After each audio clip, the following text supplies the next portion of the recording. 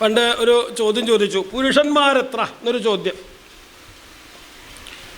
ഇവനങ്ങോട്ട് എഴുതാൻ തുടങ്ങിയില്ലേ, കുറേ പേരുകൾ, മഹേഷ്, സുബ്രഹ്മണ്യൻ, സൂരജ്, ഇവൻ്റെ പേരും എഴുതിയിട്ടുണ്ട്.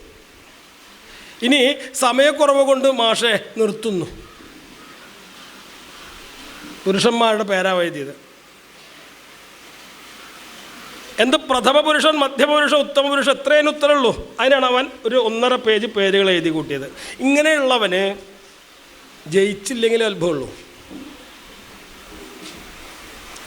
അപ്പോൾ എന്തായാലും ഇങ്ങനെയൊക്കെ എഴുതിയിരിക്കുന്ന ആളുകളെ റാങ്ക് പ്രതീക്ഷിച്ചതിൽ അത്ഭുതമൊന്നുമില്ല. സ്വപ്നം കണ്ടു എന്നാണ്. പിന്നെ ചവിട്ട് കിട്ടിയെന്നൊക്കെ പറഞ്ഞാലോ, ഉറക്കം ഉണർന്നു വരുന്നവരെ ശ്രദ്ധിച്ചാൽ മതി. കുറേ നേരമായിട്ട് ഉറങ്ങി വന്ന ഒരാളങ്ങോട്ട് എഴുന്നേറ്റ് കഴിഞ്ഞാൽ പെട്ടെന്ന് സ്വബോധം തിരിച്ചു വരുമോ? എന്നാൽ എഴുന്നേറ്റ് നിന്ന് ചിലപ്പോൾ ഞെളിയലൊക്കെ ഉണ്ട് അല്ലേ, കണ്ടിട്ടില്ലേ? അതാണ് ചവിട്ട് കിട്ടി എന്ന് വെച്ചാൽ സ്വപ്നാവസ്ഥയിൽ ബുദ്ധി കൂടല്ല, പുരഞ്ജനി കൂടല്ല. പിന്നെ ചവിട്ട് കിട്ടിയപ്പോൾ പുരഞ്ജനി വന്നതാണ് എന്ത്, സ്വബോധം തിരിച്ചു വന്നത്.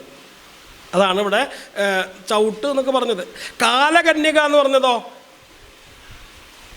കാലകന്യ എന്ന് വെച്ചാൽ ജരാനരകളാണ്. അത് പിന്നിൽ കൂടി പോയി മാലട്ടു എന്ന് വെച്ചാൽ പിന്നിൽ കൂടിയാണ് അത്ര ജരാനരകൾ ആദ്യം വരിക.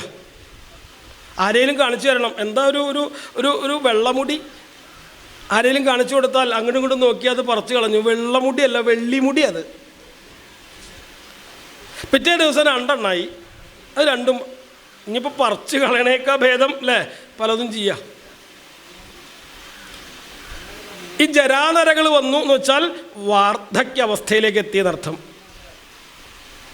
കാലകന്യകയുടെ കൂട്ടുകാർ വന്നു എന്ന് പറഞ്ഞാൽ അതാരാ? പ്രജ്വാരൻ മുതലായിട്ടുള്ള കൂട്ടുകാരെന്ന് വെച്ചാൽ ആരാണ്? രോഗങ്ങൾ. പിന്നെ അവരെന്തൊക്കെ ചെയ്താലും ഇറങ്ങിപ്പോവില്ല. ആരല്ലേ പറഞ്ഞേ? അങ്ങനെയാണ് രോഗം. വാർദ്ധക്യ അവസ്ഥയിൽ രോഗം വന്നു കഴിഞ്ഞാൽ പിന്നെ മാറുമൊന്നുമില്ല. നമ്മളിങ്ങനെ ചിലപ്പോൾ കൊണ്ടുപോകും വൈദ്യൻ്റെ അടുത്ത്. കൈ വേനിച്ചിട്ട് വയ്യാന്ന് പറഞ്ഞിട്ട് മുത്തശ്ശൻ ചെന്നു, മാറ്റിത്തരില്ലേ? ഓ മാറ്റിത്തരാം. അയാളിത് എഴുതി കൊടുത്തു. ഒരു 8 ദിവസം കഴിഞ്ഞാൽ വന്നോളൂ. 7 ദിവസത്തേക്കാണ് ഒരു തവണ 250 രൂപ കൊടുത്താൽ 7 ദിവസം കഴിഞ്ഞാൽ പിന്നെ വരുമ്പോൾ വീണ്ടും 250 രൂപ കൊടുക്കണം. 8ാം ദിവസം വിളിക്കുക അയാൾ. കൈ വേനിച്ചിട്ട് വയ്യാണ്ട് പിറ്റേ 7 ദിവസം കഴിഞ്ഞപ്പോൾ 8 ദിവസം കഴിഞ്ഞപ്പോൾ വീണ്ടും വരണോ? അത് ഡോക്ടറല്ലേ മാറ്റി തരാമെന്ന് പറഞ്ഞ്. എടോ തനിക്ക് കഴിഞ്ഞ ആഴ്ച വന്നപ്പോൾ എവിടെയായിരുന്നു? ഇടത്തെ കൈനായിരുന്നു. ഇപ്പോൾ വലത്തെ കൈനാ. ഇടത്തെ കയ്യുമ്പെന്ന് വലത്തെ കയ്യുമ്പേക്ക് മാറ്റി കൊടുത്തു അയാൾ. ഇനി വേണമെങ്കിൽ കാലുമ്പേക്ക് മാറ്റിത്തരാം. അല്ലാണ്ട് പൂർണ്ണമായിട്ടൊക്കെ ഇല്ലാതെ കണ്ടാക്കാൻ അയാൾക്ക് സാധിക്കുമോ? ഇല്ല. അതാണ് അവരവിടെ നിന്ന് ഇറങ്ങിപ്പോയില്ല എന്നൊക്കെ പറഞ്ഞത്. ചണ്ഡവേഗൻ എന്നുള്ള ഗന്ധർവൻ 365 ആൺസൈന്യം പെൺസൈന്യം. കാലമാണ് ഇവിടെ ചണ്ഡവേഗം എന്ന് വെച്ചാൽ. ദിനരാത്രങ്ങളാണ് ആൺസൈന്യം പെൺസൈന്യം എന്നൊക്കെ വെച്ചാൽ. ഈ കൊട്ടാരത്തെ, ഈ ശരീരത്തെ ആക്രമിച്ചു എന്ന് വെച്ചാൽ വയസ്സാധിക്യമായി എന്നർത്ഥം. ഈ സമയത്ത് 5 തലയുള്ള പാമ്പിൻ്റെ ശക്തി ഇല്ലാണ്ടേ. ഏതാണ് 5 തലയുള്ള പാമ്പ്?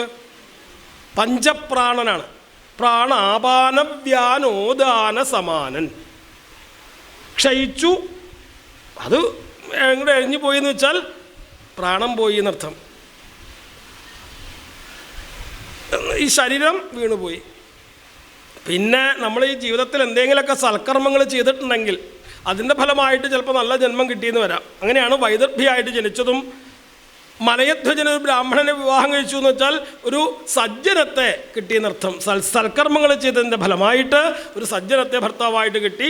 അവിടെ ഭക്തി മുതലായിട്ടുള്ള കുട്ടികളൊക്കെ ഉണ്ടായി എന്നൊക്കെ അവിടെ പോണു. ആ മലയധ്വജൻ മരിച്ചു കിടക്കുന്ന സമയത്ത് അവിടെ ഒരു ബ്രാഹ്മണൻ വന്നു ചേർന്നു എന്ന് വെച്ചാൽ അത് പരമാത്മാവാണ്. ജീവാത്മാവായിട്ടുള്ള ഈ വൈദർഭിയുടെ അടുത്തേക്ക് പരമാത്മാവ് വന്നു വെച്ചാൽ ഈശ്വരൻ വന്നു തന്നെ.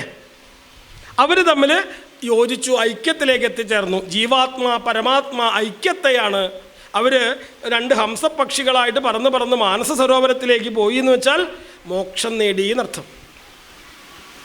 അപ്പോൾ ഇതാണ് ഈ മോക്ഷം നേടാനുള്ളൊരു മാർഗത്തെയാണ് ഒരു പൈങ്കിളി കഥ പോലെ നാരദ മഹർഷി പ്രാചീന പരിഹസിന് പറഞ്ഞു കൊടുത്തത്. ആ ഉപദേശത്തെ സ്വീകരിച്ച് അതനുസരിച്ച് ജീവിച്ച് അദ്ദേഹം പിന്നെ യജ്ഞങ്ങളേ ചെയ്തിട്ടില്ല.